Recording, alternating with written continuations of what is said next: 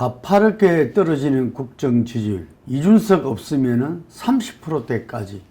7월 5일 2022년 하반기 첫 전국 진단입니다.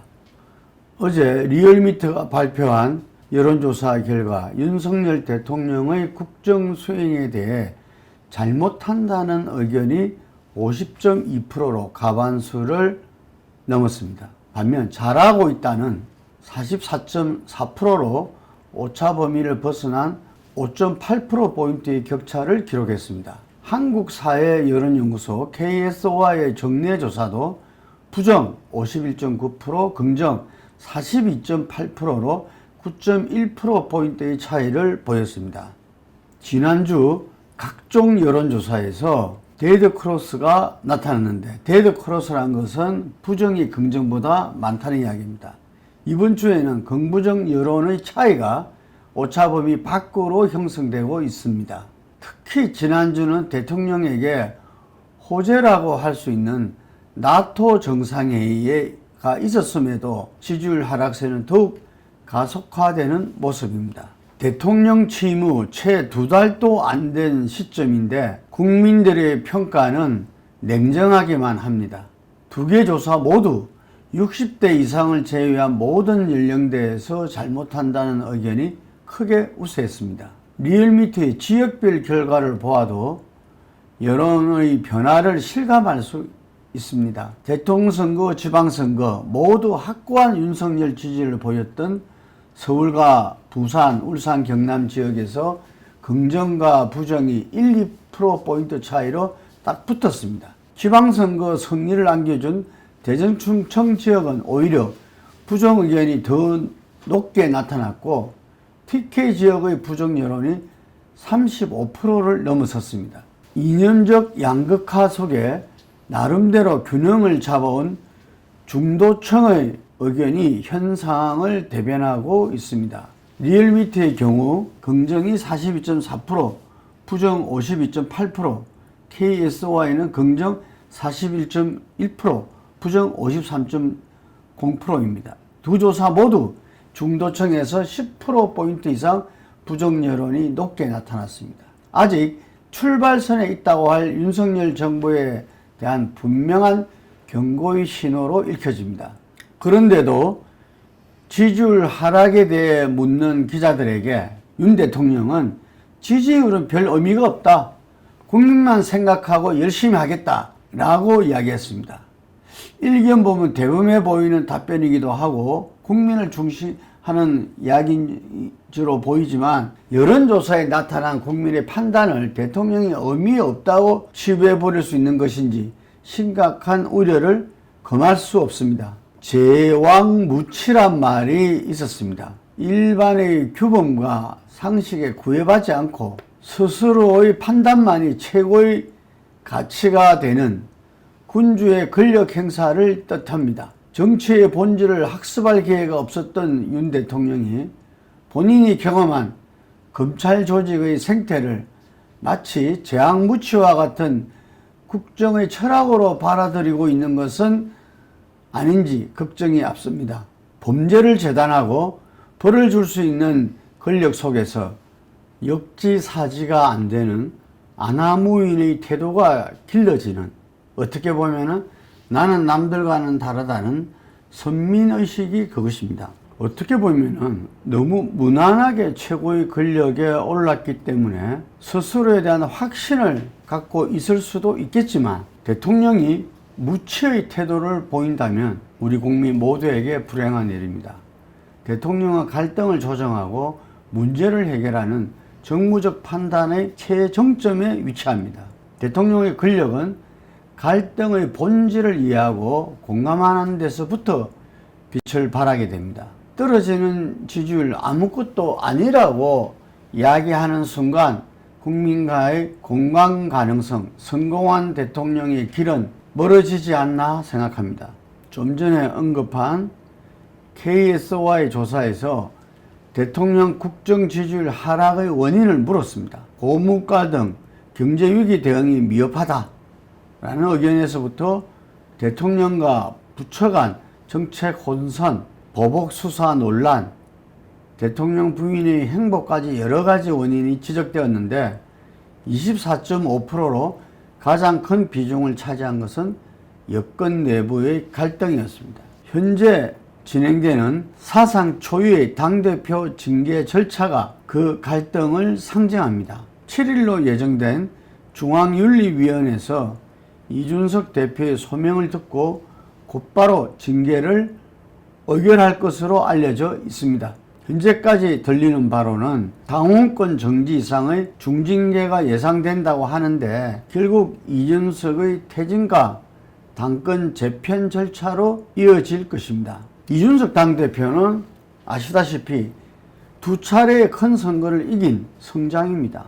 그럼에도 불구하고 비사건 자체의 사실관계도 확정되기 전에 당대표 징계라는 절차가 진행되고 있습니다. 현재 국민의힘 내부 분위기는 징계 여부보다 실제 징계가 언제 개시될 것이냐에 관심이 모아지고 있다는데 바로 당권에 대한 문제라는 뜻입니다.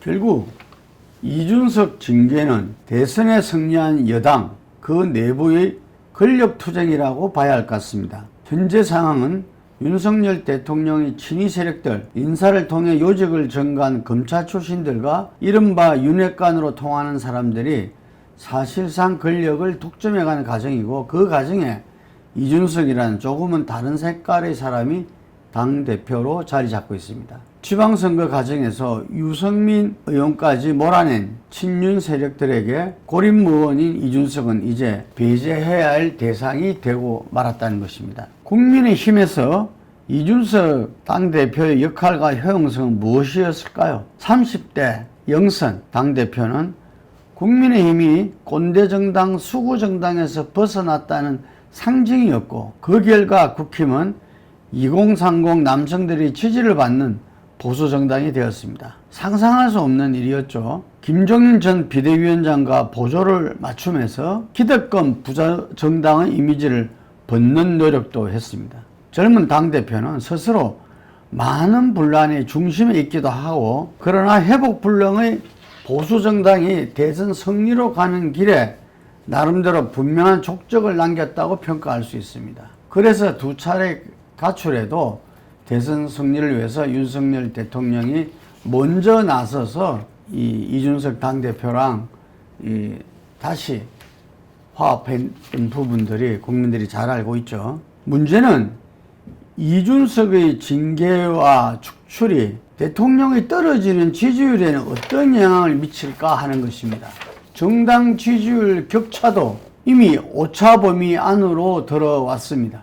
15%까지도 벌어졌던 게 이제는 4, 5% 차이로 들어왔어요. 여기에도 어떤 영향을 줄지도 관심입니다. 리얼미터를 기준으로 6월 초만 하더라도 국민의힘이 10%포인트 이상 우위에 있었지만 오늘 발표된 결과는 국민의힘 43.5%, 민주당 40.3%입니다. 이준석이 가진 상징성 그리고 예상할 수 있는 반발을 생각하면 결코 긍정적일 수 없습니다. 2030의 대통령 국정평가는 이미 부정적 의견이 훨씬 높아진 상황인데 리얼미터를 보면 20대의 부정평가는 47%, 30대는 무려 57.9%입니다. 정당 지지율은 20대와 30대 엇갈려 있습니다. 30대는 민주당이 소폭 우세지만 20대는 국힘이 42.6대 민주당 35.1입니다.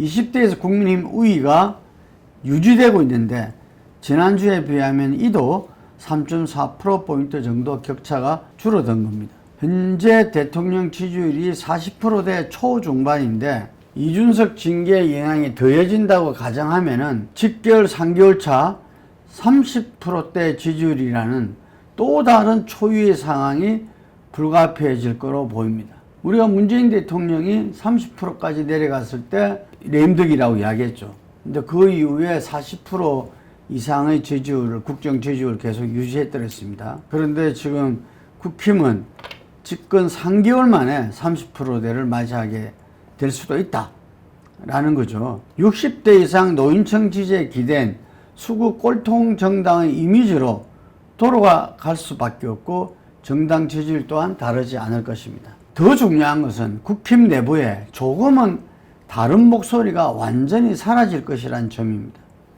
윤석열 정부는 흔히 이명박 정권 시즌2라는 이야기를 듣습니다. 경제적으로는 신자유주의와 친기업 노선이, 외교 안보에서는 친미 반중과 남북 대결 기조가 뚜렷합니다. 물론 이준석이 이런 기조에 맞설 수 있는 사람은 아니지만 적어도 내부의 다른 목소리를 대변하는 창구로 존재할 수는 있습니다. 지난 토요일 서울시내에서 민주노총의 대규모 집회가 있었습니다. 이 집회에서 윤석열 정부에게 물가 폭등의 책임을 묻고 친기업 노동정책의 전환을 요구했습니다. 그런데 집권한 지 2달도 되지 않은 정권에 대한 퇴진의 목소리까지 더해졌습니다. 하루도 조용할 날이 없겠구나 하는 걱정이 현실로 다가오고 있다고 느낍니다. 집권 초기 최악의 국정 지지율과 국민적 반발이 이어지면 절대 다수 의회 권력을 가진 야당의 공세는 직접 대통령을 향할 수도 있습니다. 어제 기사를 보면 이준석 당대표는 떨어진 지지율을 20일이면 돌려놓을 수 있다고 주장했습니다. 나토 정상회의를 마친 윤 대통령의 귀국길에는 마중을 나가기도 했습니다. 본인의 효용성을 강조하면서 윤 대통령의 조율을 기대하는 움직임입니다. 자, 이제 다음 총선까지는 2년 가까운 시간이 남아 있습니다. 지금 선거가 가까이 있다면 윤석열 대통령이 지지율은 별 의미가 없다라고 이야기하지는 못했을 겁니다. 이준석의 축출 수준도 가능하지 않았을 것입니다. 여전히 끌려다닐 수도 안 되겠지만 적어도 국민의 판단을 두려워하고 공감할 줄은 알아야 합니다. 좀 전에 말씀드렸지만 대선 전에도 이준석의 어떤 가출로 굉장히 위기상황이 벌어졌었죠. 지지율도 떨어지고. 이럴 때 당내 의원들과 이준석의 이 갈등을 무마하고 포용하고 간일했습니다. 선거를 위해서는 어쩔 수 없었죠. 근데 지금 선거가 많이 떨어져 있고 당에서 알아서 하는 기본적인 원칙에 대해서는 다 동의할 수밖에 없잖아요. 그렇지만 형식적인 것이 아니라 실질적으로 정부 여당, 윤석열 정부와 국힘의 어떤 미래를 위해서는 윤석열 대통령의 적극적인 고민이 필요해 보입니다. 포용과 화합은 대통령의 덕목이기도 하고 집권 여당, 대통령으로서는 책임져야 될 부분이기도 합니다. 네, 오늘 정국지단 여기까지 하겠습니다.